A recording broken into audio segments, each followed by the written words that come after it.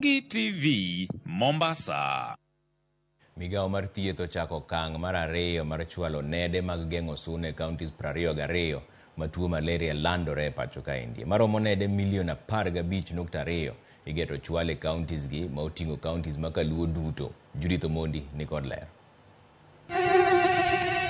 Dweche bang' mibadhi mar nede mako riwruoge moko mag thieth e pacho ka ahinya to KEMSA kod migao mar thieth winjruok gikone obedie kendo kambi mar Global Fund e riwruok kod migao mar thieth chako chenro mar chwalo nede mag suna e counties 22 manie gwenge ma malaria ng'enye. Chenro ni ne oketi ayanga e kaunti ma Homa Bay mar 12 higa ma okalo. Kata kamano, thoth counties chako chwalo nede e ute chakre kawuono tarik 24. Nede duto ma ichano chwal gin milion 15.3. Idhi chwal gi e counties kaluwore gi kaka oketigi e grube 5 ma opogore.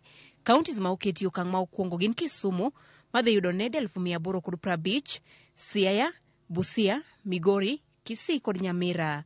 Okang' mar ariyo riwo counties 6 magin Lamu, Kilifi, Tana River, Kwale, Taita Taveta kod Mombasa. Okang' mar adek gin Bungoma, Kakamega, Vihiga kod Homa Bay. Mar ang'wen en West Pokot, Turkana kod Trans Nzoia. Ka okang' ma ogik to ting'o counties ma Narok, Baringo kod Kirinyaga. Nedegi ibiro chwali e counties e thuolo ma opogore kaluwore gi okenge ma opogie. Dwe ni nyaka dwe mar ariyo counties 6 mokwongo biro chako. Chenro mar chwalo nede ne counties ne ochakore higa mar 2006 kendo lipot yango ni nyaka sani kwan mar ji mayudo malaria osedok piny kod atamalo 2. E higa mar 2022 ji maromo milion 6.7 ne oyudore kod tuo mar malaria ka ji 4,000 ne owito ngimagi.